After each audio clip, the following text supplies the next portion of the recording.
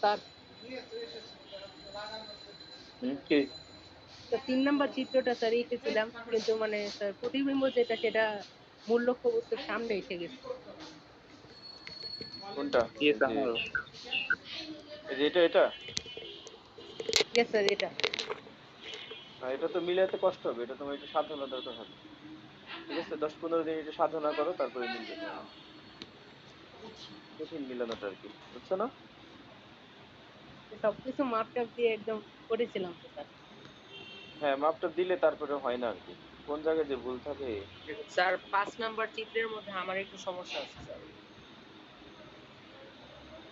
Sir আমি আঁকার পর একটা জিনিস খেয়াল করলাম স্যার চিত্র থেকে। কোনটা? এই যে এটা? স্যার 5 নাম্বারটা, এই যে লাস্টেরটা, ইয়েস স্যার।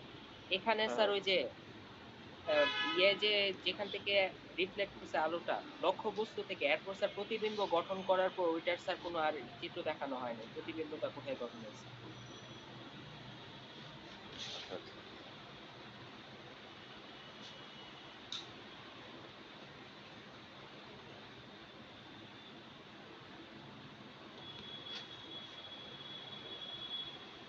না, ওই যে সমান্তরাল আসছে, তো সমান্তরাল আসলে তো তোমার মিলিত হয় কিসের উপরে? সমান্তরালের স্যার দেখাতে তো হবে মনে হয়। দেখো না, যে ইনফিনিটি, ইনফিনিটির যদি তোমার লক্ষ্যবস্তু থাকে, তাহলে মনে করো প্রতিবিম্বের যে দৈর্ঘ্য বা উচ্চতা সেটা প্রায় 0 হয়। আর এখন অসীম দূরত্ব থেকে যদি আসে তাহলে কি হয় সেটা আমরা আজকে দেখবো আর কি। ঠিক আছে, অসীম দূরত্ব থেকে আসলে এখানে একটা চিত্র আছে, যে চিত্রটা তোমাদের কাছে আছে কিনা, এই যে তির্যক ভাবে যে আসে, এটা তো তোমাদের কাছে আছে, তাই না? মানে এটা দেখবা, ওদিন তো আমরা গ নাম্বার পর্যন্ত পড়ছিলাম, ঘ নাম্বার পড়ি নাই। তো গ নাম্বারে বলছে যে প্রতিবিম্বের দৈর্ঘ্য লক্ষ্যবস্তুর দৈর্ঘ্যের সমান, এটা কি আঁকতে পারছিল কিনা, এই যে এটা মিলে, এই কোনো সমস্যা হয়? জি স্যার, এঁকেছি। সহজ না? ইয়েস স্যার, সহজ মোটামুটি। এখন এখন হচ্ছে যে ওইটারই ঘ নাম্বার ছিল যে লক্ষ্যবস্তু যদি অসীমে অবস্থিত হয়, তাহলে এই সমতল আয়নায় প্রতিবিম্বের আকৃতি প্রকৃতি এবং দৈর্ঘ্য কিরূপ হবে সেটা আমাদেরকে দেখাতে হবে। তাইলে এখানে সেটা দেখানো হয়েছে যে যদি সমতল আয়নায় লক্ষ্যবস্তু অসীমে অবস্থিত হয়েছে, অসীমে অবস্থিত লক্ষ্যবস্তু কিন্তু অনেক উপরে না, তাই সেক্ষেত্রে লক্ষ্যবস্তুটা হয়তো বা অনেক দূরে আছে, কিন্তু এই অনেক উপরে না, তির্যক ভাবে ওখান থেকে আলোক রশ্মি আসে না, তাহলে সেক্ষেত্রে তো আমরা নিয়মটা জানি। নিয়মটা ছিল হইতেছে যে প্রধান অক্ষের সমান্তরালে আলোক রশ্মি আসবে, তারপরে সেটা প্রধান অক্ষের উপরস্থ যে বিন্দুতে মিলিত হবে সেটাকে আমরা প্রধান ফোকাস বলবো। তাহলে এখানে প্রথম চিত্রে সিমিলারলি ওইরকমই একটা বিষয় হয়েছে কিনা দেখো, বলো। Yes sir. মানে এইরকম একটা চিত্র আমরা আগে শিখছিলাম, প্রধান অক্ষ দিলাম, উপরে একটা আলোক রশ্মি দিলাম সমান্তরাল, নিচে আর একটা আলোক রশ্মি দিলাম প্রধান অক্ষের সমান্তরাল, তারপরে তাহলে যা মিললো এফ বিন্দুতে, তাহলে এফ কে আমরা বলছিলাম প্রধান ফোকাস অবতল আয়নার জন্য। Can you remember? কিন্তু এখন তোমাকে যেটা দেখাচ্ছি সেটা হচ্ছে যে, এটা দেখছো আশা করি, এখন এটা হচ্ছে তোমার অসীম থেকে আলোক রশ্মি আসে। হ্যাঁ, যেমন এখানে তীর চিহ্ন যে আছে, তীর চিহ্নের একদম বাম দিকে, মানে যে তীর চিহ্নটা যেখান থেকে, মানে যেখান থেকে রশ্মিটা আসা শুরু হয়েছে, সেখানে লিখতে হবে যে অসীমে অবস্থিত লক্ষ্যবস্তুর, অসীমে অবস্থিত লক্ষ্যবস্তু থেকে আগত আলোক রশ্মি, এই কথাটা আর কি লিখতে হবে।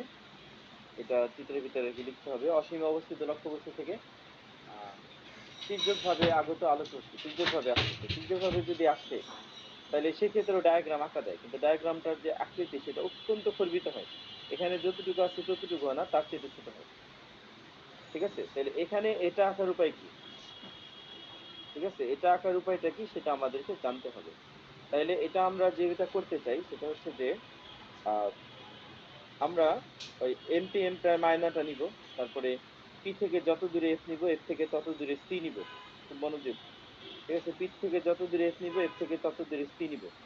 তারপরে কি করব, আমরা এফ বিন্দুতে মানে নিচের দিকে একটা প্রতিবিম্ব এঁকে দিব আগে, ছোট্ট করে একটা প্রতিবিম্ব আঁকবো। এখানে যা আছে তার চেয়ে একটু ছোট হইলে অসুবিধা নেই। প্রতিবিম্বটা ঠিক নিচের দিকে দিয়ে আমরা প্রতিবিম্বটা আঁকবো। ঠিক আছে, আঁকার পরে তারপরে কি করবে, তারপরে হইতেছে আমরা যে কোনো একটা আলোক রশ্মি এঁকে দিতে পারি না, পারি আয়নার ভিতরে যেমনি আছে। Yes sir. কিন্তু এখানে চালাকিটা কি করলাম তাইলে আমরা, স্যার চালাকিটা করলাম আমরা প্রতিবিম্বটা আগে এঁকে ফেললাম, এই জন্য স্যার প্রতিফলিত রশ্মি আগে আঁকলাম এবং আপতিত রশ্মি যে সমান্তরাল করে আঁকবো সেটা পরে আঁকবো স্যার, তাহলে ঝামেলাটা হবে না। হ্যাঁ তাহলে ঝামেলাটা হবে না, তা না হইলে ঝামেলা হবে। স্যার সমান্তরাল না তির্যক ভাবে। তির্যকভাবে আসবে, কিন্তু স্যার দুইটা যে পরস্পর সমান্তরাল। তির্যকভাবে আসবে, আর ওখানে লিখে দিতে হবে যে অসীমে অবস্থিত কোন লক্ষ্যবস্তু থেকে আগত সমান্তরাল আলোক রশ্মি, এই কথাটা লিখতে হবে। লিখে তারপরে যেভাবে তির্যকভাবে পাঠাতে হবে, তির্যকভাবে পাঠালে তখন এই যে প্রথমে এইটা দিতে হবে, এই মানে প্রতিবিম্বটা দিয়ে দিবা, প্রতিবিম্বটা দিয়ে দেওয়ার পরে এবং প্রধান ফোকাসে দিতে হবে, কারণ এটা প্রধান ফোকাসে বা ফোকাস তলে প্রতিবিম্ব হয়। তাহলে প্রতিবিম্বটা দেওয়ার পরে তারপরে তুমি যে কোনো একটা আলোক রশ্মি আঁকবা, এখানে দুইটা আলোক রশ্মি আছে তো যে কোনো একটা আলোক রশ্মি আঁকবা। আপতন রশ্মি নাকি স্যার প্রতিফলিত রশ্মি? তুমি আপতিত রশ্মি আঁকবা প্রথমে, তারপরে প্রতিফলিত রশ্মি আঁকবা। Okay sir. বুঝছো না? তাহলে প্রতিফলিত রশ্মিটা কেমন ভাবে পাস করবা যাতে ওই যে তোমার প্রতিবিম্বের যে আছে তোমার নিচের মাথা, সেই নিচের মাথাকে যাতে টাচ করে। বুঝলা? হ্যাঁ স্যার। প্রথমে একটা কাহিনী শেষ করবা, একটা কাহিনী শেষ করা তারপরে ওইটার প্যারালাল করে আরেকটা এঁকে দিবা। পারবা? বলো। হ্যাঁ পারবা কিনা? Yes sir. তোমার যদি ই না থাকে, মানে মনে হয় যে পারবা না পারবা না, তাহলে এখনো তুমি একটু কুইক লেখে দেখতে পারো। এখন একটু কুইক তুমি এঁকে দেখতে পারো, কিন্তু তোমার একটা ব্যাপার হচ্ছে কি, এখানে তোমাকে ফার্স্টে প্রতিবিম্বটা এঁকে নিতে হবে, ফার্স্টে তোমাকে প্রতিবিম্ব এঁকে নিতে হবে। প্রতিবিম্ব যদি এঁকে নাও তাহলে এই চিত্র তুমি হ্যাসেল ফ্রি ভাবে আঁকতে পারবা, ছোট একটা প্রতিবিম্ব আঁকবা। অঙ্ক করার সময় দেখবা যে এটা অত্যন্ত গর্বিত একটা প্রতিবিম্ব, ঠিক আছে, বর্ণনাও নিচে দেওয়া আছে, সেখানে তুমি দেখবা তো এখানে কি যে স্যার প্রতিবিম্বটা কি স্যার বিন্দু? প্রতিবিম্বটা, তো উপরে স্যার এফ এর নিচে কি একটা মিলিত যে হয় যে বিন্দুতে, সেটাই কি স্যার প্রতিবিম্ব? হ্যাঁ হ্যাঁ ওইটাই প্রতিবিম্ব। এবং এখানে আকার হচ্ছে অত্যন্ত খর্বিত আকারের প্রতিবিম্ব হয়, অত্যন্ত খর্বিত বলা হচ্ছে, অত্যন্ত খর্বিত। অত্যন্ত খর্বিত মানে হচ্ছে অনেক অনেক ছোট, ঠিক আছে। সেখানে আমরা বিবর্ধনের মান এমনি কষ্ট জিরো ধরি, তাহলে জিরো যদি হয় তাহলে বুঝা যাবে কত ছোট। বুঝলা? বলো। হ্যাঁ বুঝতে পারতেছো? Yes sir. তাহলে এখানে ইয়েস স্যার। দেখো কি বলছে, যে বর্ণনা আছে দেখো, বলছে চিত্রে এম প্রাইম একটা অবতল আয়না, যার মেরু পি, বক্রতার কেন্দ্র সি, প্রধান ফোকাস বা ফোকাস বিন্দু এফ এবং প্রধান অক্ষ পিসি। প্রথম চিত্রে অসীম দূরত্ব থেকে প্রধান অক্ষের সমান্তরালে আগত আলোক রশ্মি এবং দ্বিতীয় চিত্রে অসীম দূরত্ব থেকে তির্যকভাবে আগত সমান্তরাল আলোক রশ্মি দেখানো হয়েছে। ক্লিয়ারলি বলা হয়েছে কোথায় কি দেখানো হয়েছে। প্রথম চিত্রে প্রতিফলনের পর প্রতিফলিত রশ্মিগুলো প্রধান ফোকাস দিয়ে যায় এবং দ্বিতীয় চিত্রে প্রতিফলনের পর প্রতিফলিত রশ্মিগুলো প্রধান ফোকাস বা ফোকাস তলে মিলিত হয়। সুতরাং প্রথম চিত্রে লক্ষ্যবস্তুর প্রতিবিম্ব হচ্ছে একটি বিন্দু এবং দ্বিতীয় চিত্রে তা অত্যন্ত খর্বিত। তাহলে প্রতিবিম্বের অবস্থান প্রধান ফোকাসে বা ফোকাস তলে, প্রতিবিম্বের প্রকৃতি বাস্তব উল্টা, প্রতিবিম্বের আকৃতি অত্যন্ত খর্বিত, অত্যন্ত ছোট। ক্লিয়ার? হুম। এখন তোমার কাজ কাজ হইতে আছে বাসার ভিতরে একটা আঁকা আর কি, এটা হচ্ছে তোমার কাজ। ঠিক আছে, একটু আঁকা আঁকলে আর কি তোমার হয়ে যাবে। আর চিত্র আঁকতে ভয় পাইলে তো আর চ্যাপ্টার পড়তে পারতেছো না, বলছি না আগে। হুম।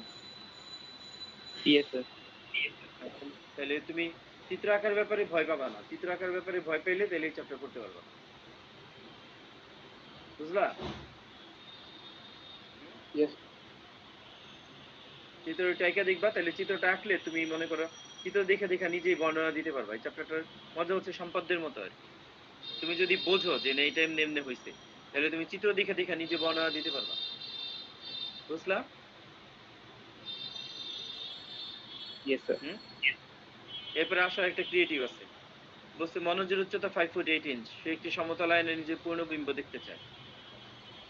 তাহলে সে একটি সমতল আয়নায় নিজের পূর্ণ প্রতিবিম্ব দেখতে চায়, তাহলে ক নাম্বার সোনার দৈর্ঘ্য প্রসারণ সহগ কত? এটা হচ্ছে আমাদের চ্যাপ্টার 6। পদার্থবিজ্ঞানে বিজ্ঞানের সবচেয়ে মৌলিক শাখা বলা হচ্ছে কেন? চ্যাপ্টার 1। ক নাম্বার বলছে যে উদ্দীপকে যে ধরনের আয়নার কথা বলা হয়েছে সে ধরনের আয়নায় একটি বিন্দু লক্ষ্য বস্তুর প্রতিবিম্ব কিরূপ হবে তার রশ্মি চিত্রকে বর্ণনা করো। বিন্দু লক্ষ্য বস্তু, হ্যাঁ। আর ঘ নম্বর বলছে আয়নার দৈর্ঘ্য সর্বনিম্ন কত হলে মনোজ আয়নাটিতে তার পূর্ণ প্রতিবিম্ব দেখতে পাবে, রশ্মি চিত্র সহ বিশ্লেষণ করো। ঠিক আছে, এখন বইয়ের ভিতরে এটা দেয়া আছে যে আয়নার দৈর্ঘ্য কমপক্ষে অর্ধেক হতে হবে, কিন্তু প্রুফটা দেয়া নেই, কিন্তু এখানে আমি প্রুফটা করার চেষ্টা করছিলাম। ঠিক আছে, আর দুইটারই প্রুফ করে দিছি, দেখছো না প্রুফ যে করে দিছি। এটা হচ্ছে পুরোনো কারিকুলাম থেকে চিত্র টিত্র নিয়ে আমি আর কি করছি, চিত্র অ্যাটাচ করে করে করছি আর কি, বুঝছো? মানে নিজের নিজস্ব এডিটিং, বুঝলা? বলো। আর এখানে তোমার এই খ নাম্বারটা আমরা চ্যাপ্টার 1 পড়ার সময় কি পড়ছিলাম? খ নাম্বারটি ইয়েস স্যার, চ্যাপ্টার 1। তাহলে এটা তোমাদের কাছে আসছে। এখন বলছে যে সমতল আয়নায় বিন্দু লক্ষ্য বস্তুর প্রতিবিম্ব কিরূপ হবে, সেই জিনিসটা আমাদেরকে যাচ্ছে। বলছে চিত্রে এই একটা সমতল আয়না, এই একটা সমতল আয়না এখানে দেখানো হয়েছে, বইয়ের চিত্রই আমি নেওয়ার চেষ্টা করছি। এটাই হচ্ছে আপতন কোণ, এটা আর হচ্ছে প্রতিফলন কোণ। পয়েন্টটা বুঝতে পারছো, অভিলম্ব নাকি? তাহলে এই চিত্রটা আঁকার টেকনিকটা বলে দিচ্ছি, সেটা হচ্ছে যেখানে তুমি এবি আয়নাটা নিবা, এবি আয়নার ডান দিকে আর কি কাটা কাটা থাকবে। কোন দিকে? বাম দিকে নাকি ডান দিকে? জানি। ডানে। শেডিংটা আছে তো, সেই শেডিংটা বড় বড় কাটা কাটা থাকবে। এখন তারপরে কাজ করবা কি, আঁকবা কিভাবে, সহজে আঁকবা কিভাবে সেই সিস্টেম বলতেছি। তাহলে তুমি এই আঁকার জন্য তুমি শেডিংটা পরে দাও, কাটা কাটাগুলি পরে দাও, কারণ কাটা কাটাগুলি প্রথমে দিলে চিত্র আঁকতে সমস্যা হয়। পুরো চিত্র মানে সবকিছু কমপ্লিট করে তারপরে কাটা কাটা দিব আর কি, আমি যেটা করি। তাহলে তারপরে কি করবা, তুমি আয়নার উপরে পি যে কোনো একটা বিন্দু নিবা, পি থেকে যত দূরে এক্স নিবা, পি থেকে তত দূরে এক্স প্রাইম নিবা। মানে এটা তুমি কম্পাস দিয়ে নিতে পারো বা স্কেল দিয়ে নিতে পারো। পারবা না নিতে? বলো। Yes sir. হ্যাঁ, তারপরে কি করবা, দুইটা নিলা, তারপরে কি করবা তুমি, ওই যে আয়নার উপরে একটা বিন্দু নিবা ও, এর সাথে এক্স কে যোগ করবা, এক্স কে যোগ করে ডাইন দিকে বাড়াইবা, এটা বাড়াইতে পারো। কারণ এখানে একটা যে নাও বাড়াইতে পারো, মানে ডাইন দিকের উপরে যেটা সেটা নাও বাড়াইতে পারো। তারপরে কি করবা, তুমি ও এক্স প্রাইম যোগ করে তুমি উপরের দিকে উঠাই দিবা, আর মাঝে একটা অভিলম্ব এঁকে দিবা। ঠিক আছে, তাহলে এক্স কে বলবা আপতিত রশ্মি, ওয়ার কে বলবা প্রতিফলিত রশ্মি। তাহলে আপতিত রশ্মির সাথে অভিলম্ব যে কোণ তৈরি করে সেটা হচ্ছে আপতন কোণ, তার মানে এক্স এন হচ্ছে আপতন কোণ। আর প্রতিফলিত রশ্মি অভিলম্বের সাথে যে কোণ তৈরি করে সেটা হচ্ছে প্রতিফলন কোণ, তার মানে এন ওয়ার হচ্ছে প্রতিফলন কোণ। ঠিক আছে, তাহলে আপতন কোণ আর প্রতিফলন কোণ সমান হয়ে যাবে। এইভাবে চিত্রটা আঁকতে পারবে কিনা বলো? Yes sir. হুম? তাইলে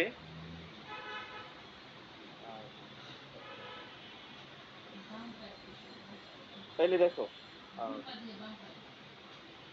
তাহলে এখন প্রুফটা কেমনি করবা? এর আগে একটা কোশ্চেন ছিল, হুম? কি কি স্যার যে কোনো একটা বিন্দু নিতে পারবো এবং ও যে কোনো একটা বিন্দু?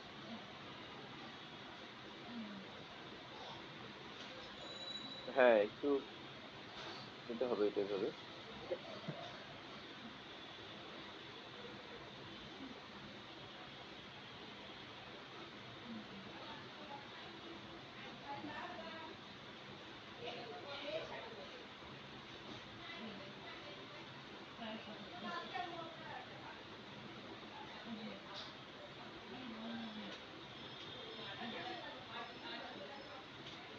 তাহলে পি নিবা, তারপরে ও নিবা, ও তো নিয়া টিয়া তারপরে আর কি আঁকবা। তাহলে প্রুফটা কেমনে হবে বুঝতে পারছো নিশ্চয়ই। কতগুলো কোণ সমান আছে দেখো, অ্যাঙ্গেল এ ও আর, তারপরে এই তোমার অ্যাঙ্গেল এ ও আর কার সমান, angle P, P O X প্রাইমের সমান না?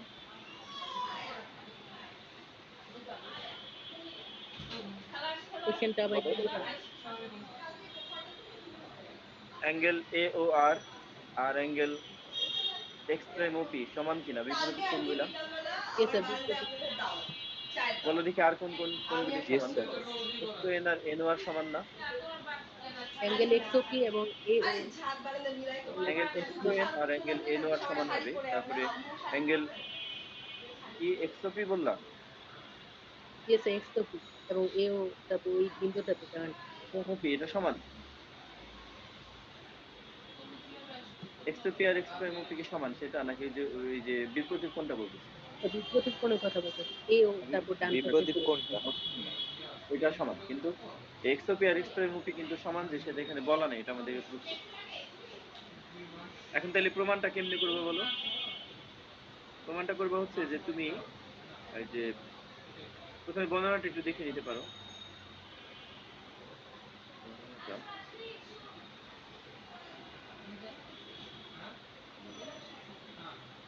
বর্ণনাটা হচ্ছে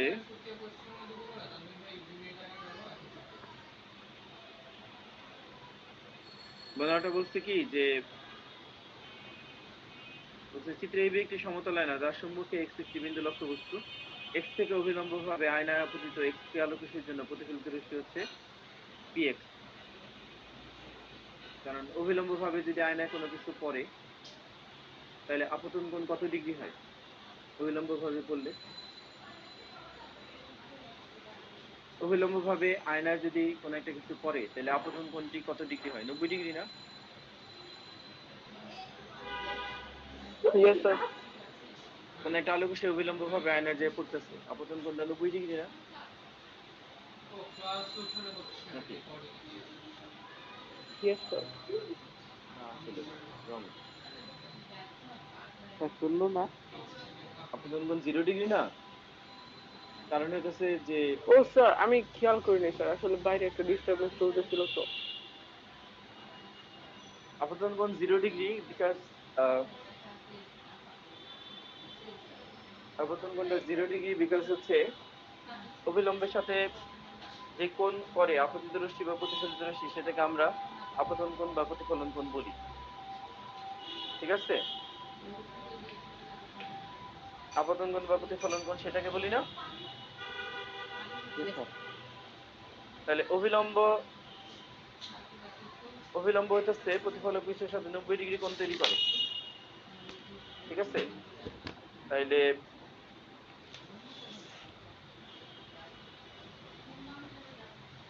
তাহলে অভিলম্ব বরাবর যদি আলোক রশ্মি পাঠাই তাহলে অভিলম্বের সাথে কত ডিগ্রি কোণ করবে? 0 ডিগ্রি। 0 ডিগ্রি। 0 ডিগ্রি কোণ করবে। তাহলে আপতন কোণ যদি 0 ডিগ্রি হয় তাহলে প্রতিফলন কোণ কত ডিগ্রি হবে? 0 ডিগ্রি। 0 ডিগ্রি প্রতিফলনের নিয়ম অনুসারে। তাহলে এক্সপি যদি আপতিত রশ্মি হয় তাহলে পিএক্স টা প্রতিফলিত রশ্মি হবে কিনা, যে আপতন কোণ আর প্রতিফলন কোণ ইকুয়াল, ইয়েস স্যার। তাহলে ওইটা বিপরীত দিকে ফিরে আসবে কিনা? এই যে এক্সপি বরাবর যাবে, এটা একটা তীর চিহ্ন দিয়ে দিতে পারো, তীর চিহ্ন দিলে ভালো। এক্সপি বরাবর দেখাবা আর পিএক্স বরাবর বিপরীত দিকে ফিরে নিয়ে আসবা। ঠিক আছে? আমি তোমাদের বই থেকে কাজ করে নিচ্ছি তো এই জন্য আর কি তীর চিহ্নটা আমি আর পরে দেখাইনি। তোমরা একটু মানে যখন আঁকবা তখন দেখা নিলে অনেক ভালো হবে। তাহলে এখানে আমরা মার্কস রাখতে পারো। এক্সপি বরাবর একটা তীর চিহ্ন দিবা, পিএক্স বরাবর আর একটা তীর চিহ্ন দিবা।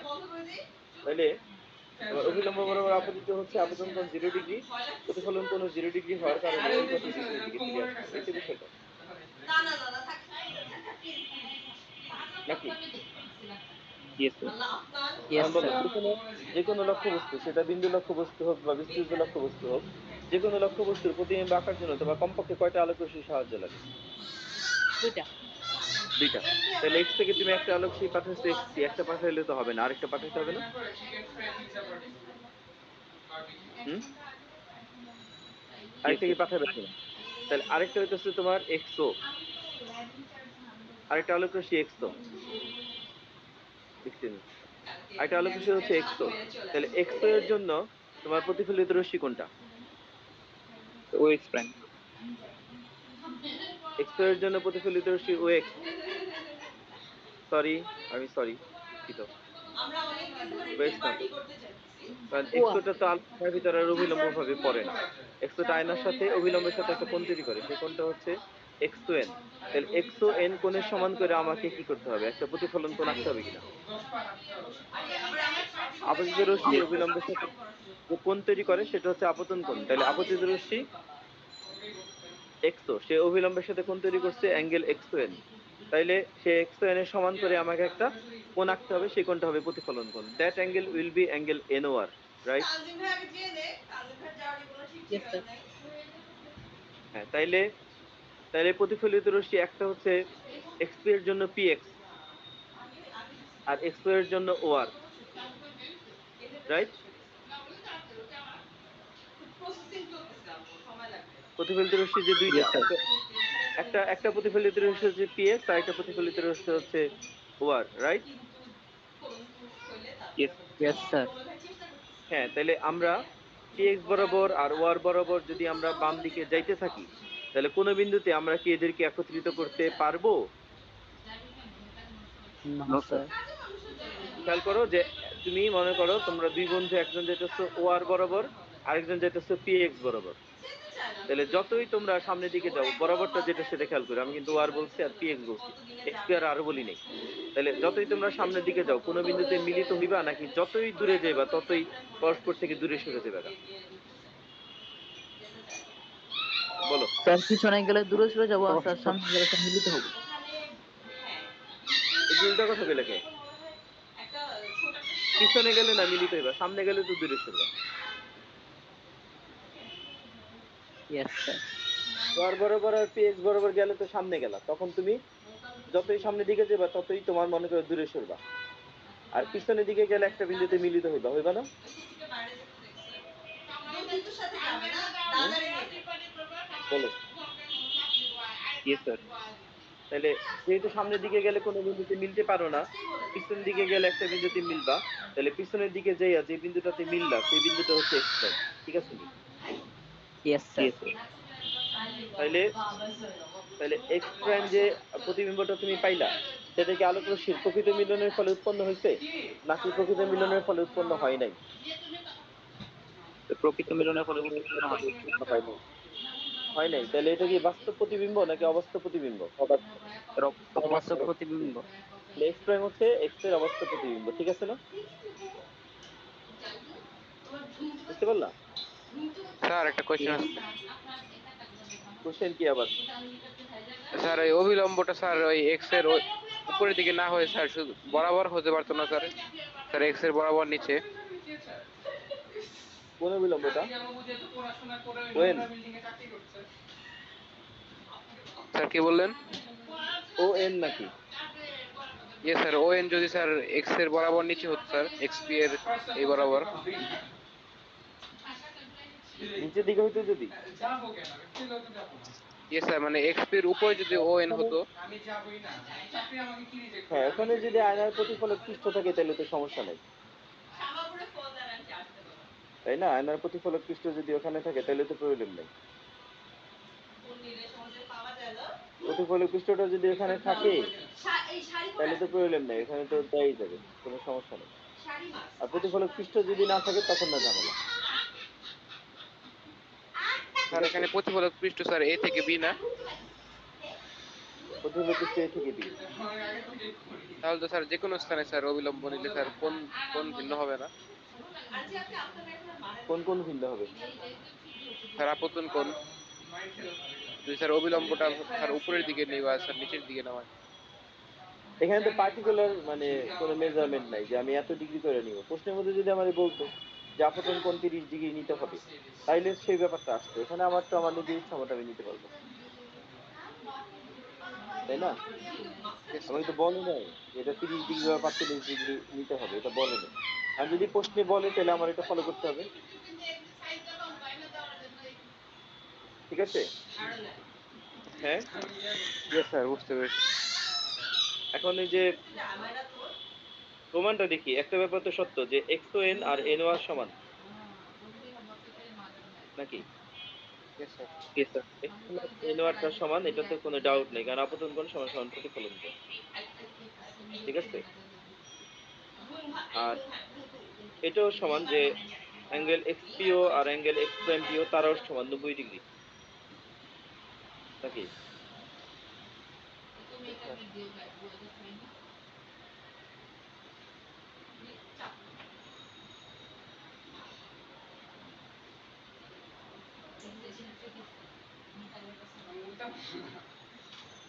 আর আমরা বলতে পারি যে এখানে পিওএন আর এওএন দুইটাই কত ডিগ্রি করে? 90 ডিগ্রি। 90 ডিগ্রি। কিন্তু পিওএন কোন দুইটা কোণের যোগফল? Then XON O angle PX or angle POX। এক্সওএন আর এওএন কোন দুইটা কোণের যোগফল?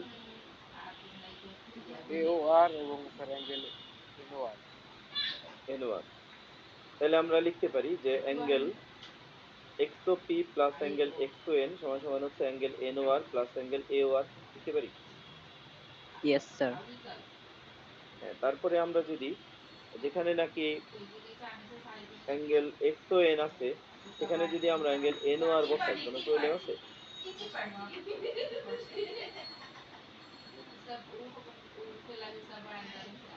মানে বিষয়টা এরকম, আমি দেখাই যে আপতন কোণ আর প্রতিফলন কোণ তো সমান, তাহলে এক্সওএন আর এনওআর সমান। তাহলে এখন এই যে এনও পারপেন্ডিকুলার টু এপি, তাহলে PON equals to NOA equals to 90 degree. তাহলে পিওএন টা হচ্ছে এক্সওপি আর এক্সওএন এর যোগফল, আর এনওএ টা হচ্ছে অ্যাঙ্গেল এনওআর আর এওআর এর যোগফল। তাহলে আমরা যেখানে নাকি এক্সওএন আছে সেখানে তো এনওআর লিখতেই পারি, কারণ আপতন কোণ আর প্রতিফলন কোণ সমান নাকি। তাহলে এক্সওপি প্লাস এনওআর, বা বলতে পারো যে স্যার এনওআর এর জায়গায় আপনি যদি এক্সওএন লিখতেন সেটাও হবে, এনওআর এর জায়গায় এক্সওএন লিখলে তাও কাটাকাটি যেত।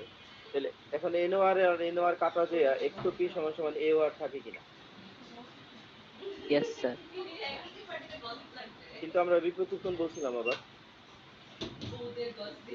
বিপরীত কোণ বলছিলাম যে একটু আগে বলছিলাম যে অ্যাঙ্গেল এওআর আর অ্যাঙ্গেল এক্স প্রাইম ওপি তো বিপরীত কোণ বলে সমান নাকি। Yes, sir, সমান। তাহলে যেখানে এওআর আছে সেখানে আমরা কি এক্স প্রাইম ওপি দিয়ে দিতে পারি কিনা? কারণ এওআর আর এক্স প্রাইম ওপি তো সমান, তাহলে যেখানে এওআর আছে সেখানে আমরা এক্স প্রাইম ওপি দিয়ে দিতে পারি কিনা?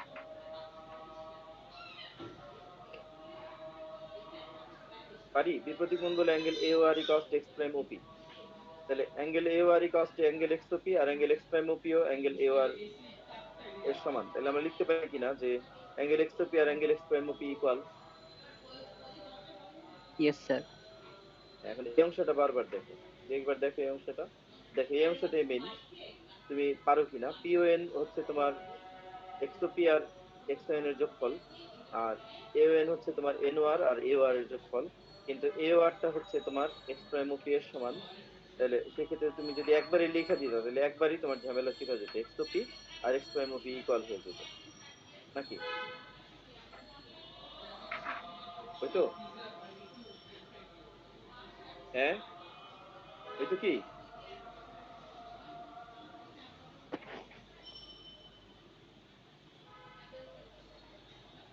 আরেকবার বলবেন?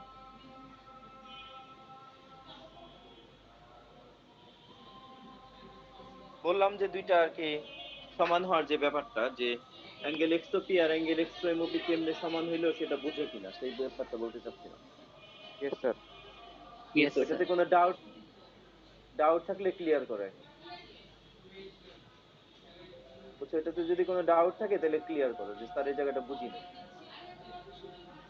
মানে এক্সওপি আর x Sir, prime OP equal যে হইলো, সেই ইকুয়ালিটি যে আমরা করলাম সেই ইকুয়ালিটি প্রমাণ করার ক্ষেত্রে তোমার কোনো সমস্যা হয়েছে কিনা? স্যার হ্যাঁ কি হইছে? স্যার কেউ কি ক্লাস রেকর্ড করতেছে? জিজ্ঞেস করো। কেউ কি ক্লাস রেকর্ড করতেছে? হ্যাঁ। আচ্ছা। হ্যাঁ, তাইলে হ্যালো। বুঝতে পারছো যে এটা হবে, মানে সমান হবে। এরপরে কাজ তো কঠিন না নাকি। আবার সর্বসমতার সিদ্ধান্ত তো জানি যে দুইটা বাহু আর তাদের অন্তর্ভুজের কোণ হইলে দুইটা ত্রিভুজ সর্বসম হয়, তারপরে দুইটা কোণের এক বাহু সমান হইলে সর্বসম হয়, তারপরে সমকোণী ত্রিভুজের অতিভুজের এক বাহু সমান হইলে সর্বসম হয়। এগুলি আমাদের জানা আছে না? Yes, sir. Yes, sir. এখানে আমার মানে কারা কারা কেমনে সর্বসম হবে সেটা আমি বলতেই পারি। যেমন আমি দুইটা ট্রায়াঙ্গেল যদি নেই, ট্রায়াঙ্গেল এক্সওপি আর ট্রায়াঙ্গেল এক্স প্রাইম ওপি, সেই দুইটা ত্রিভুজের মধ্যে এক্সওপি আর অ্যাঙ্গেল এক্স প্রাইম ওপি সমান, আর অ্যাঙ্গেল এক্স পিও আর অ্যাঙ্গেল এক্স প্রাইম পিও সমান 90 ডিগ্রি বইলা। আর ওপি বাহুটা দুইটা ত্রিভুজের মধ্যে আছে, কাজেই তারা সাধারণ বাহু। সমান কিনা? Yes sir. তাহলে ত্রিভুজ দুইটা সর্বসম না? Yes sir. সর্বসম হইলে অনুরূপ সবকিছু সমান হয় না? Yes sir. তাহলে অনুরূপ সবকিছু যদি সমান হয় তাহলে তো আর সমস্যা হচ্ছে না। পি এক্স আর পি প্রাইম এক্স কি সমান হচ্ছে কিনা? তাহলে পি এক্স আর P prime X yes sir. P X হচ্ছে আয়না থেকে লক্ষ্যবস্তুর দূরত্ব, আর পি প্রাইম এক্স হচ্ছে আয়না থেকে প্রতিবিম্বের দূরত্ব। পি এক্স হচ্ছে আয়না থেকে লক্ষ্যবস্তুর দূরত্ব, আর পি এক্স প্রাইম হচ্ছে আয়না থেকে প্রতিবিম্বের দূরত্ব। তাহলে আয়না থেকে লক্ষ্যবস্তু যত দূরে, আয়না থেকে প্রতিবিম্ব কি তত দূরে থাকবে নাকি থাকবে না? থাকবে। থাকবে স্যার। তাহলে যদি দুইটা থাকো তাহলে ভালো, বুঝলো কিনা বলো? Yes yes sir. স্যার।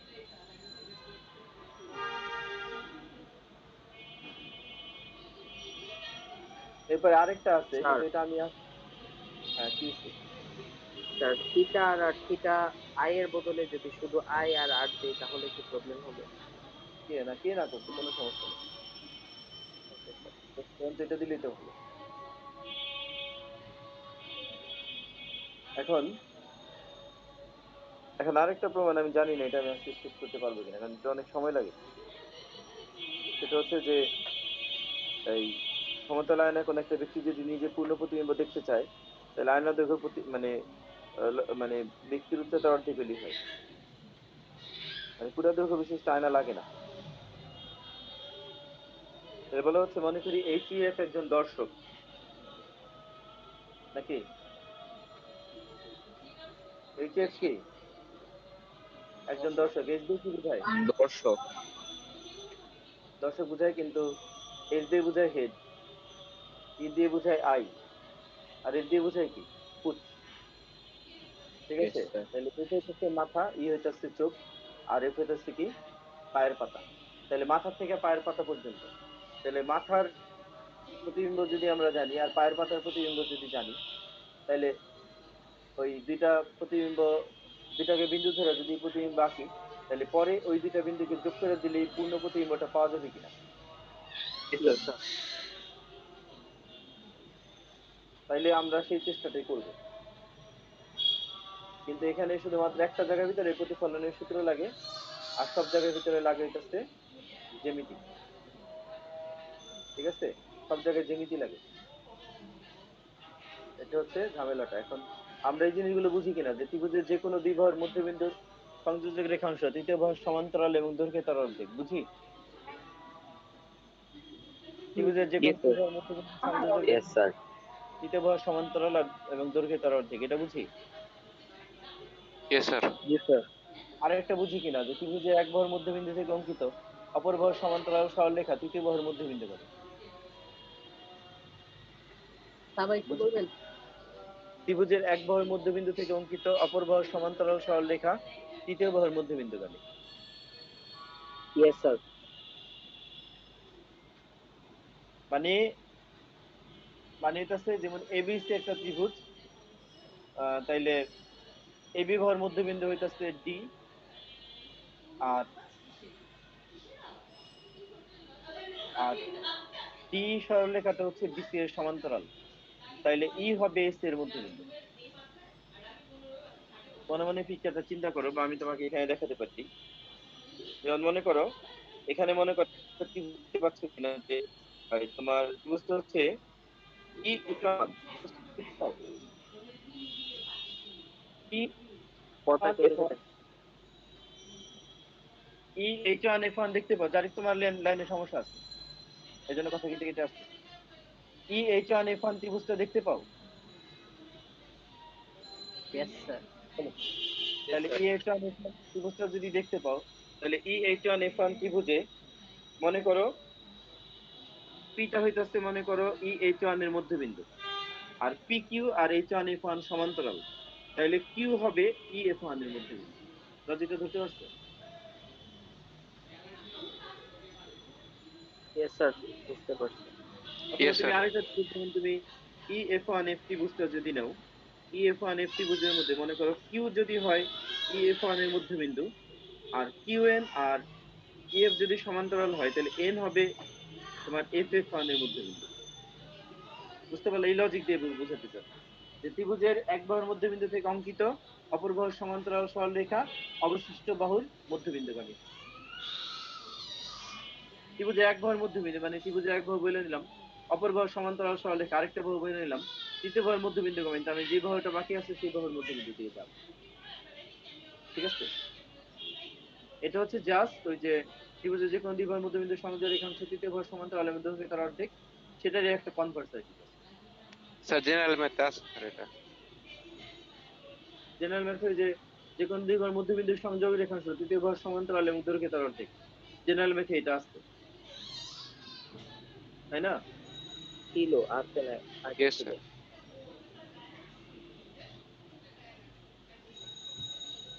তাহলে বলো দেখি যে এই এবার তো একটা ত্রিভুজ আমি নিচ্ছি, মনে করো HH1E, সেই ত্রিভুজে মনে করো পি যদি H1E এর মধ্যবিন্দু হয় আর PM আর H যদি সমান্তরাল হয়, তাহলে M এর সাথে HH1 এর কি সম্পর্ক হবে?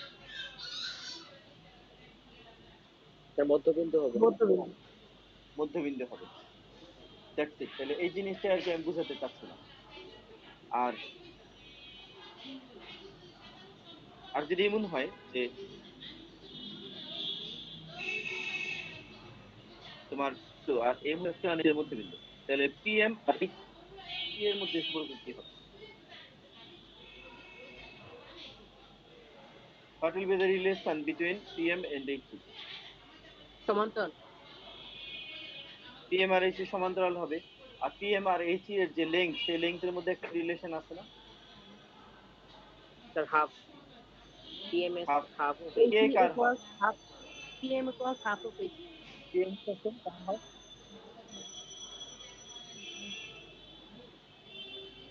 PM কষ্ট হচ্ছে হাফ অফ HE, তাই তো? Yes sir. Yes sir. হুম। হ্যাঁ, এবার আমার তাহলে আর কোনো কাহিনী, এবার কাহিনীটা ক্লিয়ার হবে। বলা হচ্ছে H এর দর্শক মনে করি যার মাথায় H ফর হেড, চুকি E ফর আই এন্ড পায়ের পাতে F ফর ফুট। দর্শকের সামনে এমনি একটি সমতল আয়না, সমতল আয়না কিন্তু পূর্ণ লেংথে ইউজ করা হয়েছে। পরবর্তীতে দেখা যাবে যে পূর্ণ লেংথ লাগে না, অর্ধেক দিবে। তাহলে এই আয়নায় নিজের পূর্ণ প্রতিবিম্ব দেখতে হলে H এবং F থেকে আলোক রশ্মি আয়না বিচলিত হয়ে দর্শকের চোখে পৌঁছতে হবে। কোনো ডাউট? যদি চোখে না পৌঁছায় তাহলে কি সে প্রতিবিশ্বটা দেখবে? অনেকে প্রতিবিম্ব প্রতিবিশ্ব বলে। চোখে না পৌঁছাইলে প্রতিবিম্বটা দেখবে? No sir. হ্যাঁ, দেখবে না। তাহলে H আর F থেকে H হচ্ছে সর্বোচ্চ বিন্দু, F হচ্ছে সর্বনিম্ন বিন্দু। কাজে H এর প্রতিবিম্ব যদি আমি পাই আর F এর প্রতিবিম্ব যদি পাই, তাহলে H আর F এর প্রতিবিম্ব দুইটা যোগ করে দিলেই আমি কিন্তু HF এর পুরাটার প্রতিবিম্ব পেয়ে যাবো, নাকি? Yes sir. Yes sir. হবে না? আমি বলছি এখন সমতল আয়নায় প্রতিবিম্বের উচ্চতা লক্ষ্যবস্তুর উচ্চতার সমান হয়। বিস্তৃত লক্ষ্যবস্তুর প্রতিবিম্ব আঁকার সময় এটা আমরা দেখছিলাম যে H আর H প্রাইম সমান হয়েছিল। দেখছিলাম আজকে, মানে আজকে একটু ডিসকাস করছিলাম। হুম, দেখছিলাম কিনা? কই স্যার, কখন? ক্লাসের শুরুতে দেখলাম না যে এটা কি দেখলাম, এটা কি দেখলাম যে লক্ষ্যবস্তুর উচ্চতা যত প্রতিবিম্বের উচ্চতা তত। দেখি নাই? A B R A prime B prime সমান, দেখছিলাম নাকি? Yes sir. তাহলে আমি ওইটাই তো বলতেছি, ওই জিনিসই তো বলছি, অন্য কিছু তো বলিনি। তাহলে আমি বলতে চাচ্ছিলাম যে আহ ওই সমতল আয়নায় প্রতিবিম্বের উচ্চতা লক্ষ্যবস্তুর উচ্চতা সমান হয়। আগে যে ছবি দেখেছি সেই ছবি দ্রষ্টব্য, এবং আয়নার যত সামনে লক্ষ্যবস্তু থাকে প্রতিবিম্ব আয়না ঠিক তত পিছনে গঠিত হয়। এটা কি বুঝতে পারো নাকি ওইটা দেখানোর জন্য নিয়ে যেতে হবে? মানে আয়না থেকে লক্ষ্যবস্তুর দূরত্ব যদি হয় তোমার 2 ফিট, তাহলে আয়না থেকে প্রতিবিশ্বের দূরত্ব হবে 2 ফিট। হ্যাঁ, বুঝতে পারো? এবার নিয়ে যেতে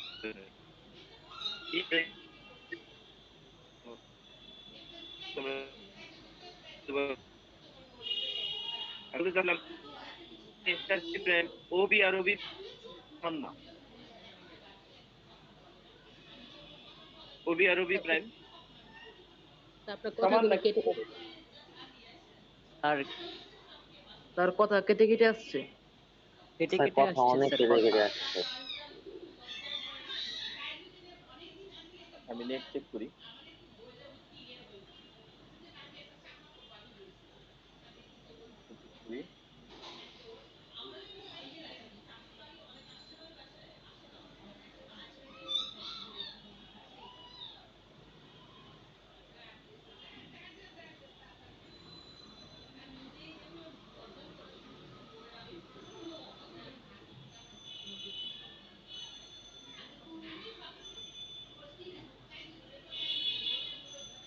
hello sir. Hello hello. Yes sir, শোনা যাচ্ছে। দেখি আমি চেক করতেছি।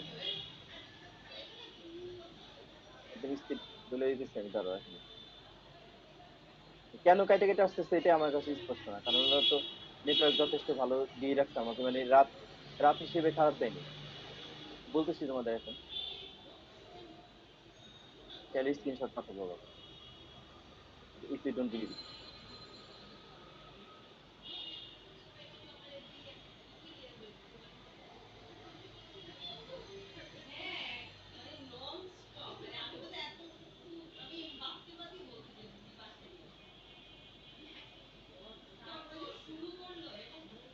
পিং হচ্ছে 360, জিটার হচ্ছে 99, ডাউনলোড স্পিড হচ্ছে 2.6 Mbps, আপলোড স্পিড হচ্ছে 9.2 Mbps।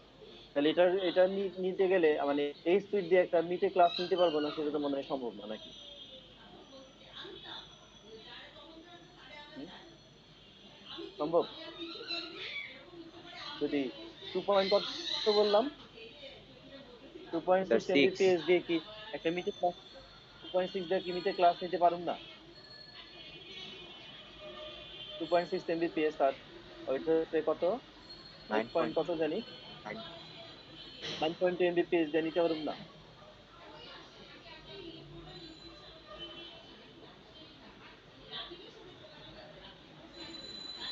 বলো স্যার তাহলে কি এখন তো করে, কি স্যার ক্লিয়ার করতেছো? শোনা যাচ্ছে।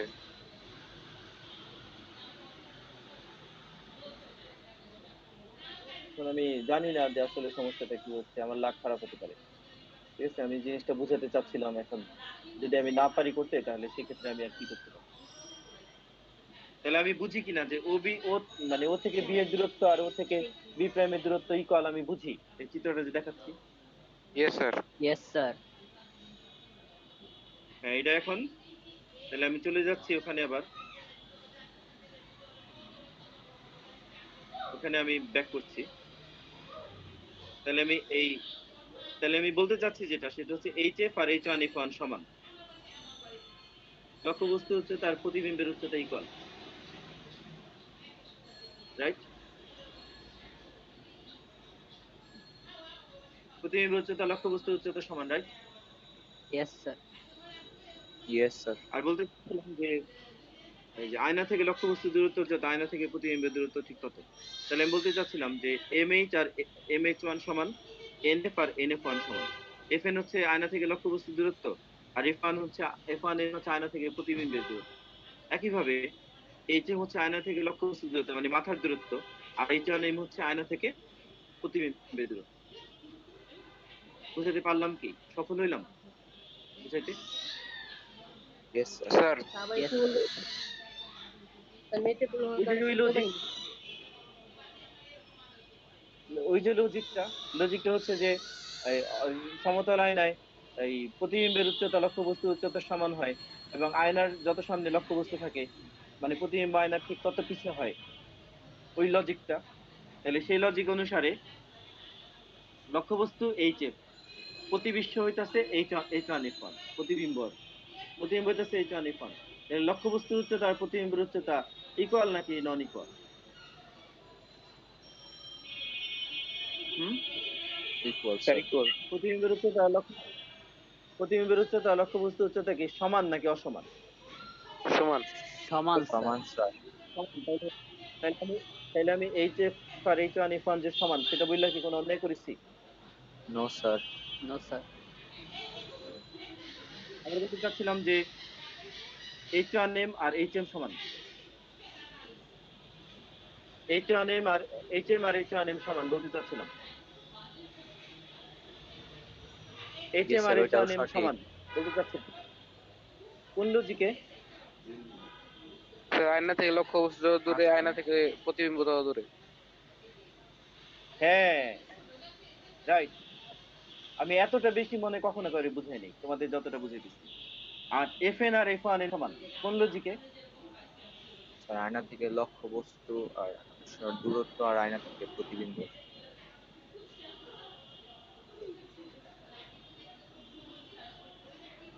তাহলে আমি লিখছি H equals to H one equals to H one M, F N equals to F one M. কোন অন্যায় করছে এটা লেখা? No sir. No sir. No sir. হ্যাঁ, নাকি ঠিক লিখি করছি? স্যার ঠিক করেছেন। ঠিক করেছেন। হুম,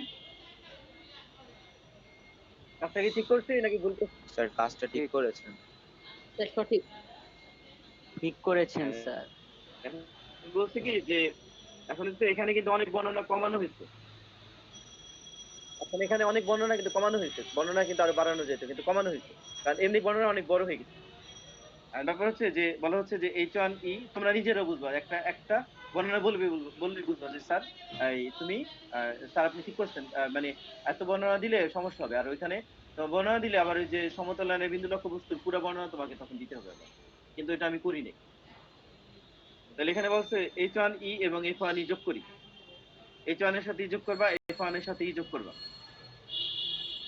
এগুলো আয়নাকে যথাক্রমে পি এবং কিউ বিন্দুতে ছেদ করে। এইচ ওয়ান ই যদি যোগ করো তাহলে M N আয়নাকে H one E একটা বিন্দুতে ছেদ করবে, আমি বলতে চাচ্ছিলাম সেই বিন্দুটা হচ্ছে পি। কোনো প্রবলেম? এম এন হচ্ছে পুরো আয়নাটা, এইচ ওয়ান ই যদি যোগ দিয়ে দিই, এটা সরলরেখা কিন্তু এইচ ওয়ান ইটাকে সরলরেখা আর কি, আর এফ ওয়ান ইটাও সরলরেখা, তাহলে এইচ ওয়ান ই যদি আমি যোগ দিয়ে দিই তাহলে সেটা আয়নাকে একটা বিন্দুতে কাট করবে কিনা? Yes sir. Yes sir. আর যে বিন্দুতে কাট করবে সেই বিন্দুটাকে আমি ধরতে চাচ্ছি পি। আর এফ ওয়ান ই যদি আমি যোগ করি তাহলে সেটাও আয়নাকে একটা বিন্দুতে কাট করবে, তাহলে সেই বিন্দুটা পি কিউ ইয়েস স্যার। নাকি?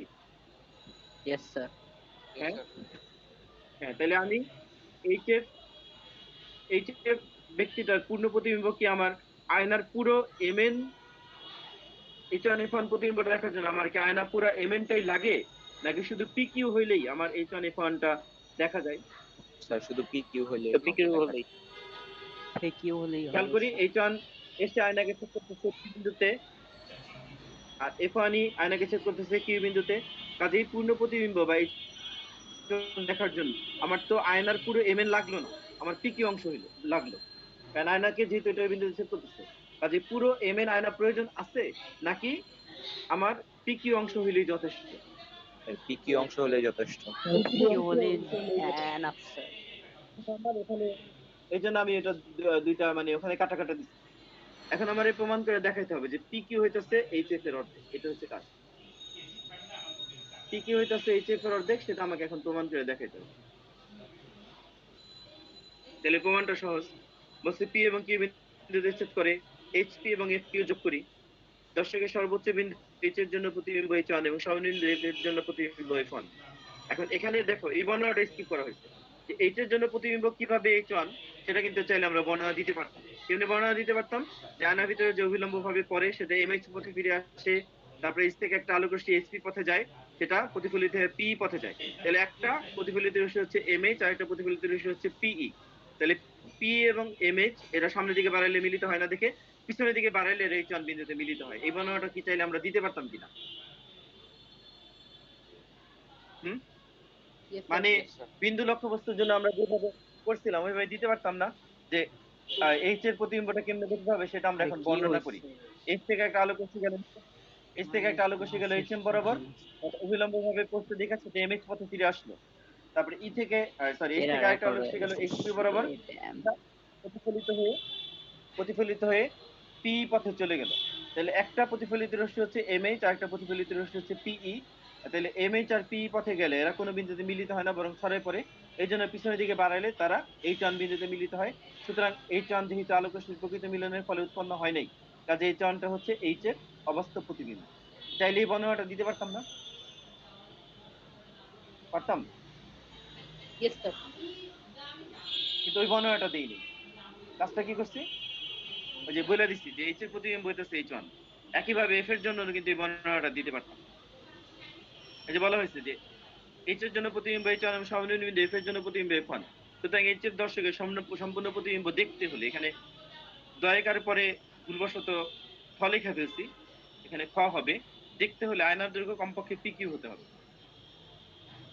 ঠিক আছে, PQ হইলেই হয় না। H1 F1 পুরো প্রতিবিম্বটাকে কভার করার জন্য এম এন আয়নার পুরো পার্টি লাগতেছে নাকি শুধু PQ পার্টটা লাগতেছে? পিকিউ পার্টটাই লাগছে। এই জন্য বলছে যে PQ হইলেই হবে।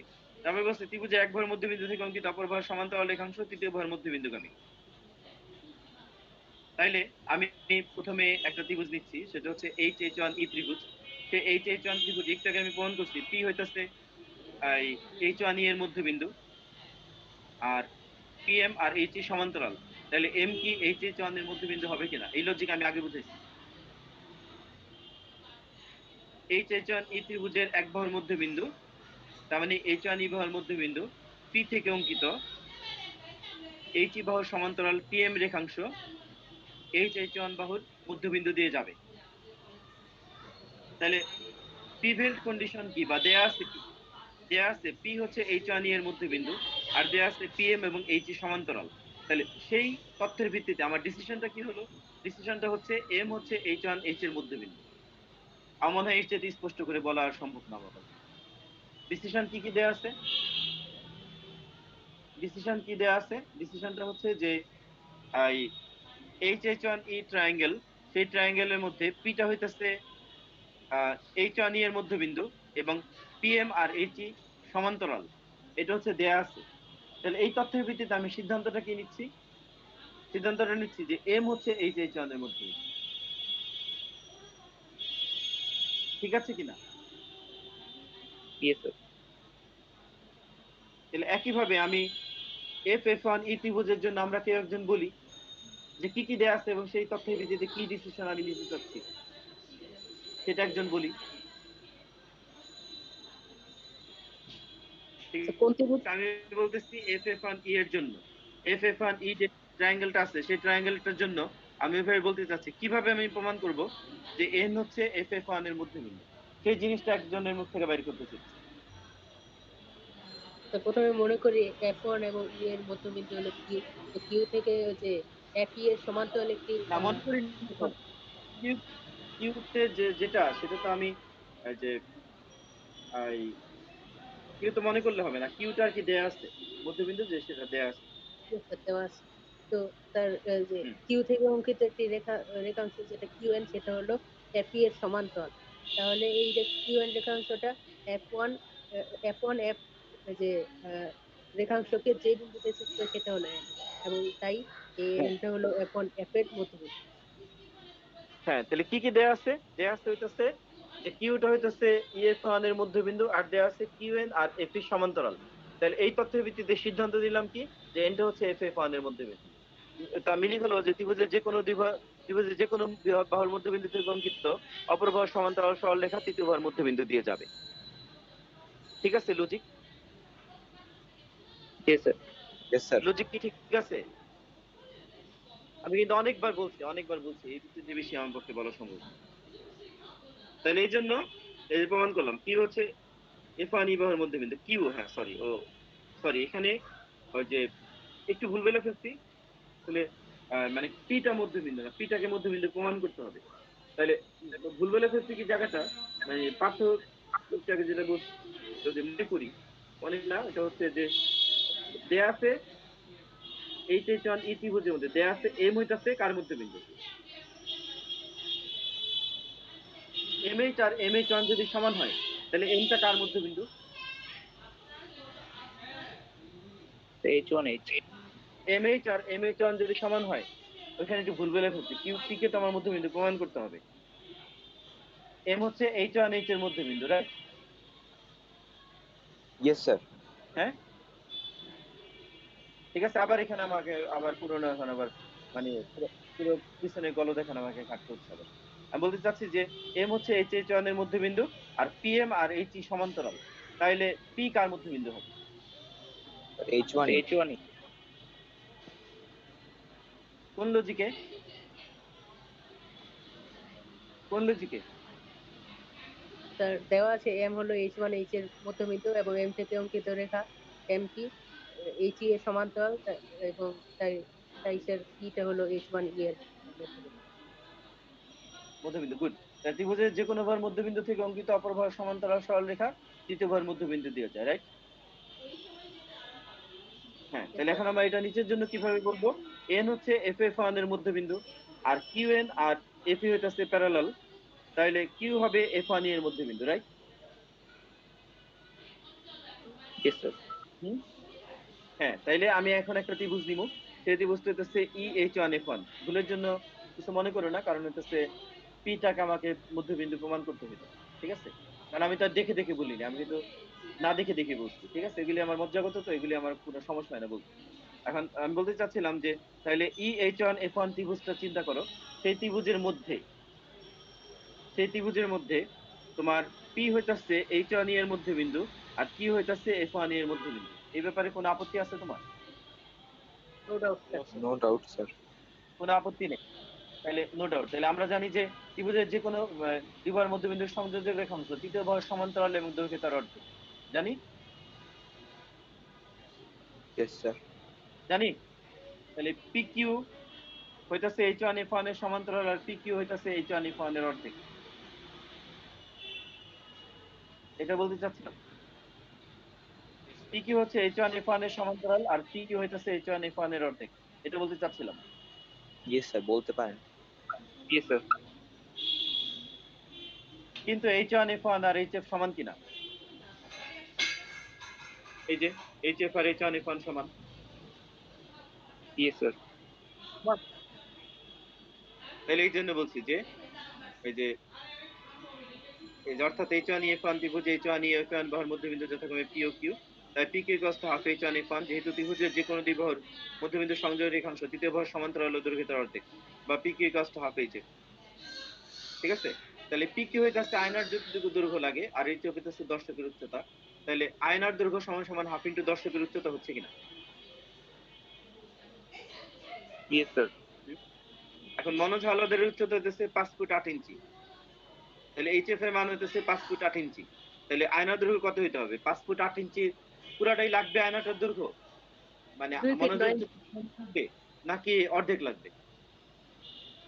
অর্ধেক। তাহলে 5 ফুট 8 ইঞ্চির 2 ভাগ করে 1 ভাগ নাও, কত হয় কম? 2 ফিট 10 ইঞ্চি। তাহলে 2 ফিট 10 ইঞ্চি। তাহলে মনোজ সাহেব যদি আয়না তার নিজের পূর্ণ বিম্ব দেখতে চায়, তাহলে 5 ফিট 8 ইঞ্চি পুরাটার দরকার নেই, তার 2 ফিট 10 ইঞ্চি সাইজের আয়না, উচ্চতা আয়না হইলে হবে। সমস্যা আছে? No sir.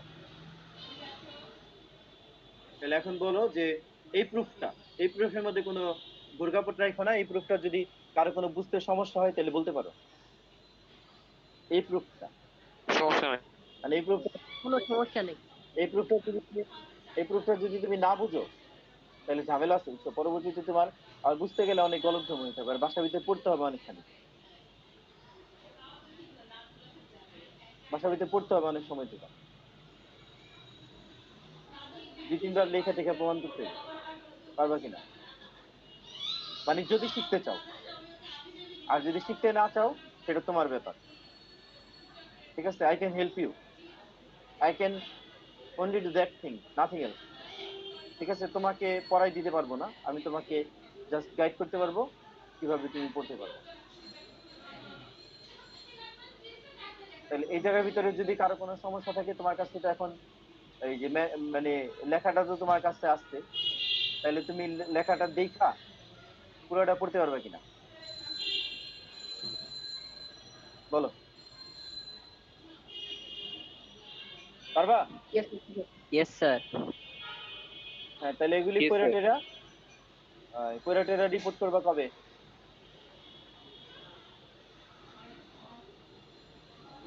হ্যাঁ, স্যার আগামী ক্লাসে। আগামী ক্লাসে নাকি বুধবার? আগামী ক্লাসে পারবা?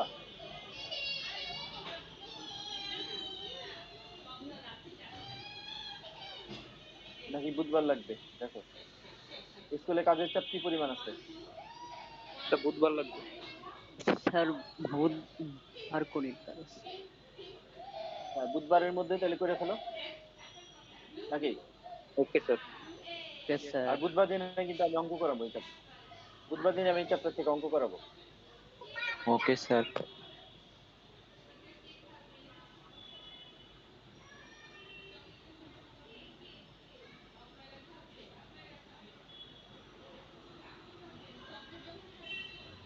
এখন কি যেতে চাও? Yes, sir. হ্যাঁ,